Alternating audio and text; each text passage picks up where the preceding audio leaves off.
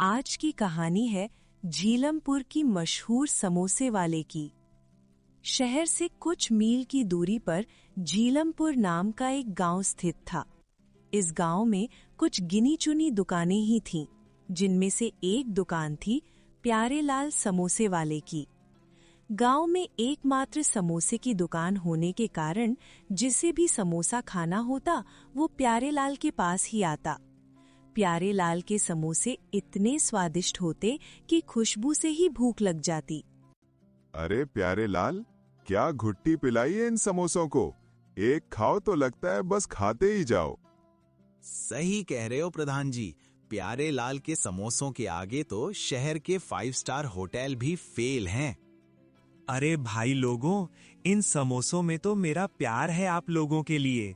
आप गांव वालों के आशीर्वाद से ही तो मेरी ये छोटी सी दुकान चल पा रही है।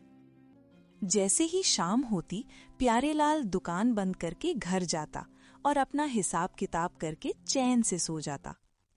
लेकिन एक शाम हिसाब करते वक्त उसके दिमाग में एक ख्याल आया।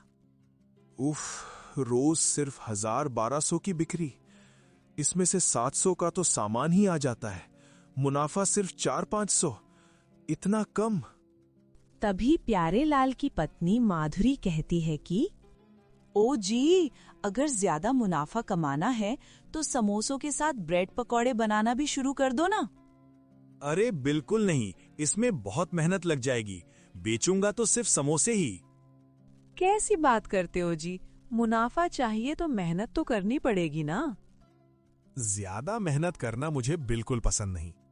अब मैं समोसों के मैदे में आटा मिक्स करूंगा और मसाला भी कम भरूंगा।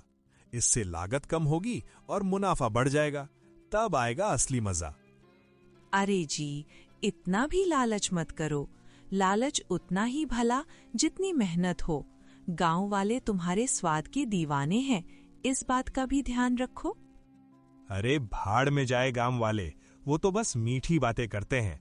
मुझे तो सिर्फ अपना मुनाफा देखना है। अगली सुबह प्यारेलाल ने वही किया जो उसने सोचा था। मैदे में आटा मिलाया, मसाला भी कम भरा और बेस्वाद समोसे बनाकर तैयार कर दिए। तभी ग्राहक आए और अरे प्यारेलाल, बन गए क्या तुम्हारे प्यारे प्यारे समोसे? बिल्कुल भाई, गर्मा गर्म तैयार हैं। बस तुम्हारा ही इंतजार कर रहे हैं कि कब तुम आओ और इन्हें खाओ। लेकिन जैसे ही गांव वालों ने पहला निवाला लिया, उनके चेहरे उतर गए। अरे प्यारेलाल, आज क्या हो गया? वो पहले वाला स्वाद कहाँ गया? लग ही नहीं रहा कि ये तुमने बनाए हैं। सही कह रहे हो प्रधान जी। हम तो रोज 4 खाते थे, आज 2 भी नहीं खाए जा रहे। अरे भाई, बनाए तो मैंने ही हैं। लगता है बाजार से जो मैदा और मसाला आया है उसी में मिलावट होगी। अब मैं क्या कर सकता हूँ। शाम को प्यारेलाल घर पहुंचा और खुशी से झूमने लगा। देखा माधुरी, आज 1200 की बिक्री हुई और लागत सिर्फ 400। सीधा 800 का मुनाफा।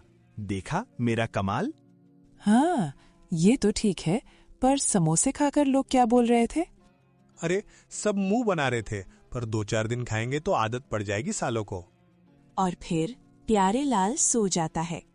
उस रात प्यारेलाल के सपने में उसके स्वर्गीय दादाजी आए और बोले, बेटा प्यारेलाल, लालच बुरी बला है। इसी दुकान से मैंने उम्र भर नाम कमाया। उसे मिट्टी में मत मिलाओ। अगर मुनाफा चाहिए तो घर के पीछे वाले खेत में आम के पेड़ के नीचे एक जादुई कढ़ाई दबी है, उसे निकाल लो। उसमें 1 समोसा डालोगे तो 4 निकलेंगे। पर वादा करो, स्वाद में कमी नहीं करोगे। ठीक है दादाजी, मैं वादा करता हूँ, अगर जादुई कढ़ाई मिल जाएगी तो मैं कभी भी मिलावटी समोसे नहीं बनाऊंगा। अगली सुबह होते ही प्यारेलाल ने आम के पेड़ के नीचे जाकर खुदाई शुरू की। आखिरकार उसे वो जादुई कढ़ाई मिल ही गई। अब उसका काम आसान हो गया था। 1 समोसा डालता तो 4 समोसे निकलते। अरे ये जादुई कढ़ाई तो सच में काम की निकली। अब तो मुनाफा ही मुनाफा होगा। अब प्यारेलाल का मुनाफा दिन प्रतिदिन बढ़ता ही जा रहा था। ऐसे करते करते 2 महीने बीत गए और प्यारेलाल के सर पर फिर से लालच का भूत सवार हो गया। और प्यारेलाल के दिमाग में एक विचार आया। माधुरी, अब हम शहर चलेंगे।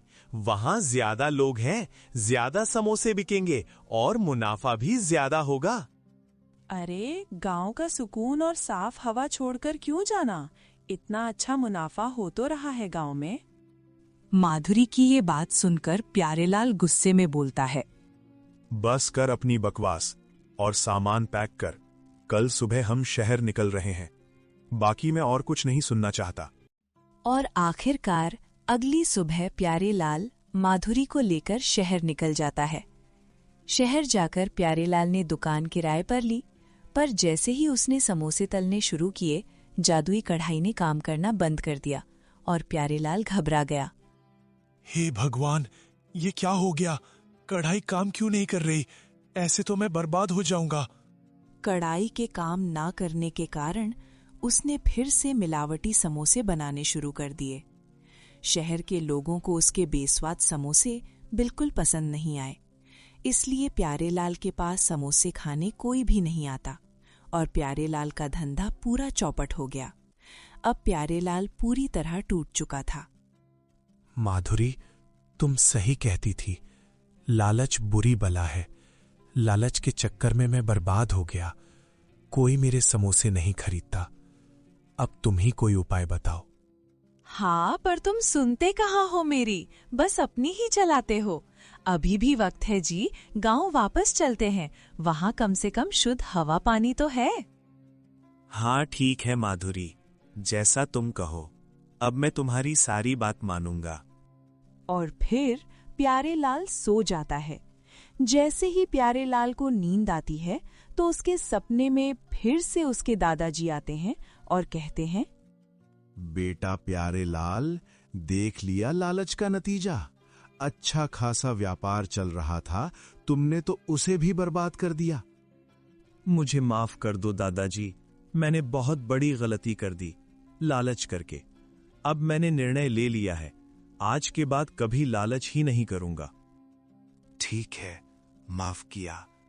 आज के बाद कभी लालच मत करना बेटा।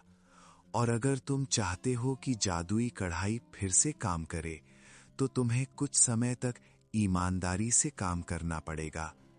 तुम जितनी ईमानदारी से काम करोगे, उतनी जल्दी कढ़ाई काम करना शुरू कर देगी। और फिर अगली सुबह प्यारेलाल और माधुरी गांव वापस लौट जाते हैं। प्यारेलाल अपनी पुरानी दुकान में समोसे बनाना शुरू करता है, लेकिन अब प्यारेलाल समोसे के अंदर पनीर और काजू बादाम भी भरने लगा था, जिससे समोसों का स्वाद पहले से और भी ज्यादा स्वादिष्ट लगने लगता है। अरे वाह प्यारेलाल, शहर से लौटकर तो तुम और भी लाजवाब समोसे बनाने लगे हो। लगता है प्यारेलाल शहर के किसी स्पेशल 5 स्टार होटल से नई रेसिपी सीख के आया है। ऐसा कुछ नहीं है भाई लोगों, बस थोड़ा अच्छी क्वालिटी के मसाले इस्तेमाल कर रहा हूं और थोड़ा बहुत पनीर, काजू, बादाम भी भरने लगा हूं समोसों के अंदर। बाकी तो सब आप लोगों का प्यार है। अब प्यारेलाल पूरी ईमानदारी से काम कर रहा था, जिससे प्यारेलाल भी खुश था और माधुरी भी। आखिरकार प्यारेलाल की कढ़ाई का जादू भी वापस आ गया, लेकिन इस बार एक समोसा डालकर 4 नहीं बल्कि 5 समोसे निकल रहे थे, जिससे प्यारेलाल और भी खुश हो जाता है। अब प्यारेलाल मेहनत करके भी पैसे कमा रहा था और जादुई कढ़ाई से भी। फिर वो माधुरी से वादा करता है, माधुरी, मैं तुम्हारी कसम खाकर कहता हूं, अब कभी लालच नहीं करूंगा, चाहे कढ़ाई का जादू चले या ना चले। प्यारेलाल की बात सुनकर माधुरी हंसते हुए कहती हैं, अजी रहने भी दो, मेरी कसम मत खाओ। तुम्हारा क्या भरोसा, कल फिर लालच आ जाए तो? नहीं माधुरी, अब मैं समझ गया हूं। लालच उतना ही करना चाहिए जितनी हम मेहनत कर सकें। फालतू का लालच सिर्फ बर्बादी लाता है। और इस तरह प्यारेलाल का लालच खत्म हुआ। अब वो और उसकी पत्नी खुशी खुशी रहने लगे और उनका कारोबार दिन दोगुना रात चौगुना बढ़ने लगा। दोस्तों, हमें इस कहानी से सीख मिलती है कि हमें लालच उतना ही करना चाहिए जितनी हम मेहनत कर सकें। बेशक लालच करना बुरी बात नहीं है, पर मेहनत ना करना बुरी बात है। धन्यवाद दोस्तों। ऐसे मजेदार कहानियों के लिए हमारे साथ जुड़े रहें।